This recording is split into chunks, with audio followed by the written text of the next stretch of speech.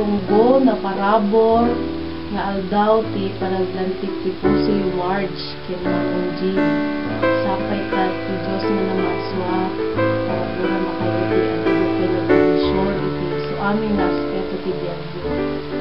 So I won't be there because of situation in this life. However, the Lord knows that my heart is rejoicing knowing that as you testified, the Lord made this love story to glorify His name. And yeah, if you need something, if you need someone to talk to, Ading Marjo, you know how to call me, you know how to contact me.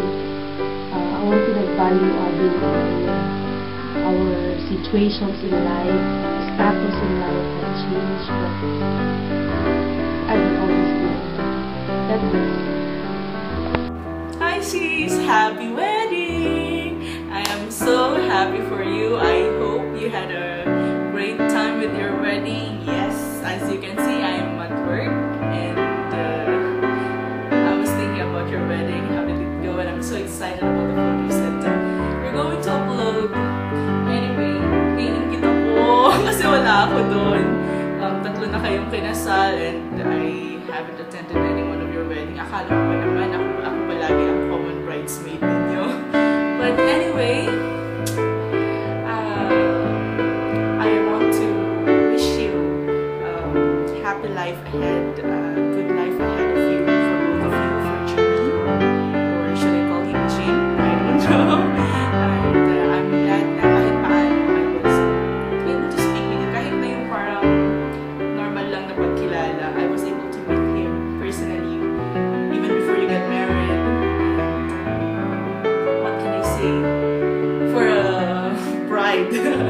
What can I say for a bride? Just have a good life, sis. That's maybe that's the best thing that I could wish for.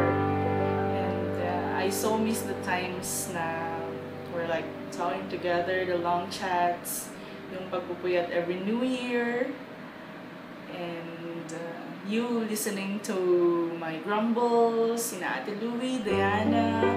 I so miss you guys, and maybe we can repeat it some other in the near future.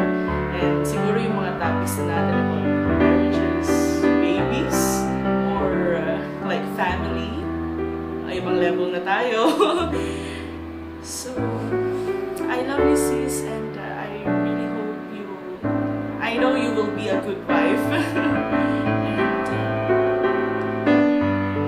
And I just wish everything goes well with you. Sabi nga nila, if you are blessed while you're single, the blessing gets double when you're married. Kasi dalawa na daw kayo. Ano pa kung may anak na kayo, di triple na.